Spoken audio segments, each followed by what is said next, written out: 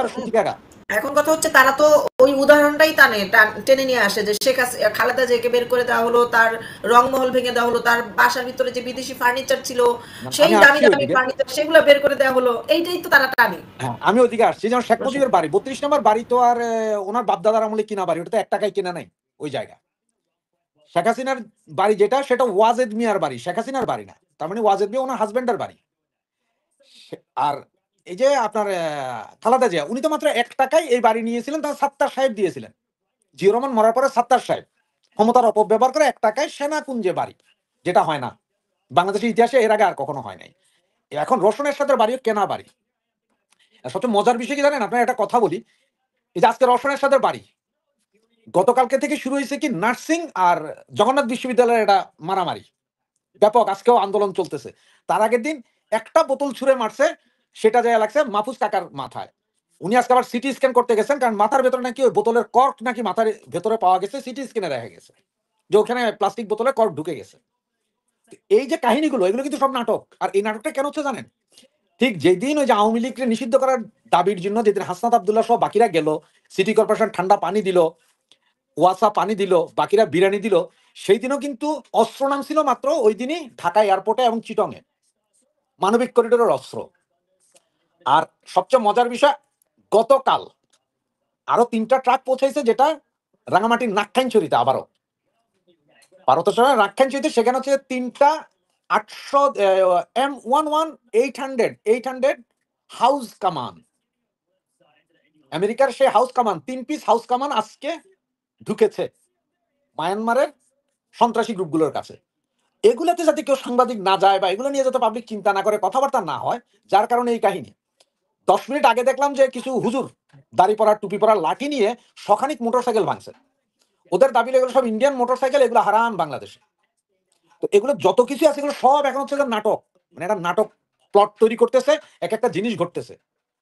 কিছুদিন পরে হয়তো আপনি দেখবেন যে আমেরিকা আসছে, সেখানে কি একজন লাদেনের খোঁজে, লাদেনও কিন্তু তাদের ক্রিয়েট করা অলরেডি, কয়জন লাদেন যে ক্রিয়েট করে রাখছে কে জানে, লাদেনের খোঁজে আসবেন। আর সেই লাদেন কি করবেন, লাদেন তখন মায়ানমার থেকে বাংলাদেশে ঢুকবেন, পাহাড়ি অঞ্চলে চলে গেছেন লাদেন। এই পাহাড়ি অঞ্চলে লাদেনকে খোঁজার জন্য সেনাবাহিনী নামবে, ইউএস সেনাবাহিনী, যেটা প্লট তৈরি করতেছে। সুতরাং এই যে রওশন এরশাদের বাড়ি, আর আওয়ামী লীগের সাথে বিএনপিও 2018 সালে ইলেকশন করছিল। সেই সময় আপনার এই যে আমাদের ব্যারিস্টার রুমিনা ফারহান, অবশ্য আমার ক্র্যাশ উনি, যদি উনি বিয়ে করেন না, আমি বিয়ে করছি, তাতে কি ক্র্যাশ হইতে তো সমস্যা নেই। এখন উনিও তো নিজে প্লট নিয়েছিলেন 10 কাঠার, ওনারটা ভাঙছে আওয়ামী লীগ আমলে। 2018 সালে বিএনপির যারা সংসদ সদস্য যারা কামাইছেন তাদের কিছু কি ভাঙছে? তা তো ভাঙেন নাই, ওরাও তো ব্যবসা বাণিজ্য করে গেছে। তাহলে আজকের এগুলো কি?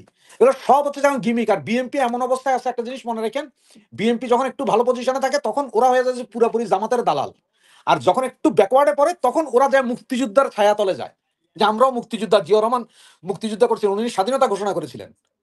এগুলা করে হচ্ছে যে আপনার এই বিএনপি। সুতরাং তারা আজকে আবার দেখেন বিএনপির আরেক নেতা বললেন কি ইলেকশন চাই, এরা এই ঢুকাচ্ছে ওই ঢুকাচ্ছে অস্ত্র, সব হচ্ছে যে ডুপ্লিকেট খেলা। মূল খেলাটা হচ্ছে যে এই ইউনুসের হাতে, ইউনুসগং এক একবার এক একটাকে চাচ্ছে, এক একবার এক এক গ্রুপ দিয়ে। প্রথমবার মৌলবাদী গ্রুপ দিয়ে একটা করাইতে যাইয়া ঝামেলাটা পাচ্ছে কি, ওই যে গোলাম আজমের বাংলায় ঠাই নাই, গান বন্ধ করো। গতকাল যেমন উদিচির, সবচেয়ে মজার বিষয়, উদিচির সোনার বাংলা গানের অনুষ্ঠান ভাঙচুর করলো জামাত ইসলাম, সেইটার পোস্ট দিয়ে। এই খবরটা ইন্ডিপেন্ডেন্ট চ্যানেল প্রকাশ করার কারণে তারপর আবার ডিলিট করতে বাধ্য হয়েছে। ডিলেট করছে পরে, এরপরে আবার তারা একটা নিউজ দিল যে না এটা ভুলবশত জামাত বিএনপির নাম আসছে, এরপরে যা খবরই নাই, গায়েব। কারণ এই যে উদিচি কিন্তু লাল বদর, উদিচি কিন্তু জুলাই আগস্টে কিন্তু ব্যাপক হারে নেমেছিলেন ঢাকা শহরে, পথে পথে গান গেয়েছেন উদিচি লাল বদরদের জন্য। সেই উদিচিরও আজকে ভাঙছে গতকালকে। এগুলো সব কিন্তু করাইতেছেন ওনারা, যাতে আপনাদের চোখটা অন্যদিকে থাকে, আর নিচে ওনারা কাজ করে গেছে। আপনার এই যে আসলে আমার যদি নিজের ব্যক্তিগত কোনো জিনিস থাকে কোনো জায়গা, আর আমি যদি সেগুলোতে মানে টুকা দেই, কারো তো কিছু বলার থাকবে না। উদ্দেশ্য তো তারই দল, ডাক ঢোল গলায় ঢোল ঝুলিয়ে রাস্তায় যে পিটাইছিল আর গান গাইছিল, এগুলো তো আমরা দেখছি। তো এটা তো তাদেরই দল, এটা নিষিদ্ধ করে না কেন তাহলে? না, এটা নিষিদ্ধ করবে না। এই যে দেখেন আরেকটা মজার খবর, সেটা হচ্ছে মানিক মিয়া এভিনিউতে আবার নারীদেরকে নামানো হচ্ছে, এখানে এটা দিয়ে আবার একটা ম্যাসাকার করবে, আবার সেই মৌলবাদী নামাবে। এই নাটক কিন্তু চলতেই থাকবে একটার পর একটা। আপনি টেকনিক গুলো দেখেন, ইয়েকে নামাবে, হাসনাতকে নামানোর আগে, আওয়ামী লীগ নিষিদ্ধকরণের আগে ঠিক 1 সপ্তাহ আগে ওনারা নারী কমিশনের ইয়েটা নিয়ে কাঁপাইলেন।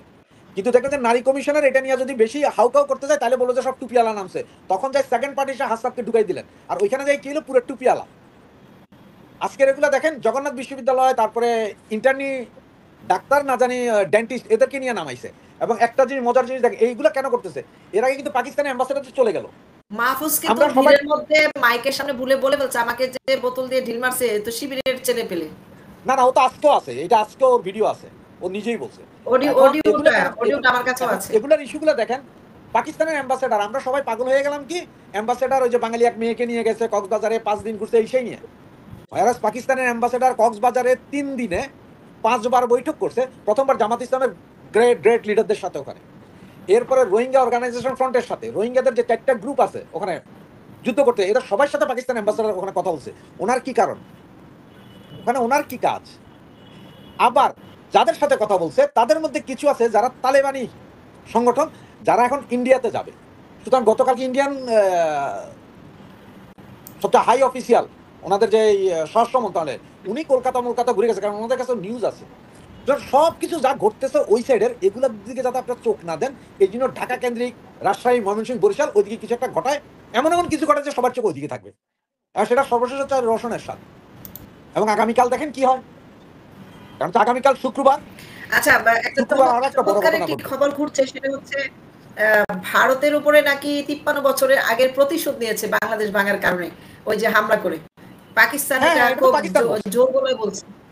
হ্যাঁ, এটা তো পাকিস্তান বলতেছে যে ভারতের উপরে, কি মানে ভারতের কি ক্ষতি করেছে যেটা প্রতিশোধ নিয়ে সফল মনে করছে? বাংলাদেশ দখল করে, নাকি ভারতে হামলা করে কাউকে কোনো সৈন্য মারা গেছে কিনা? ওই যে ভারতের ওদের কথা মতো তথাকথিত 5টি রাফায়েল বিমান, যার 10 জন পাইলট টিনের বাক্স দেখলাম, টিনের ঝুড়ি। ভারত এত বোকা না, ইউনুস এত বোকা না, পাকিস্তানে হামলা করার জন্য দামি দামি যানবাহন পাঠাবে, মশা মারতে কামান পাঠাবে, এটা আমি বিশ্বাসই করি না। আর যেগুলো ভেঙে পড়ছে এগুলো সব মুড়ির টিন, মানে হালকা পাতলা একটা ঝাপসা ভয় দেখানো আর কি। ওইটাই এখন প্রতিশোধ নিচ্ছে, এটা সান্ত্বনা নিচ্ছে।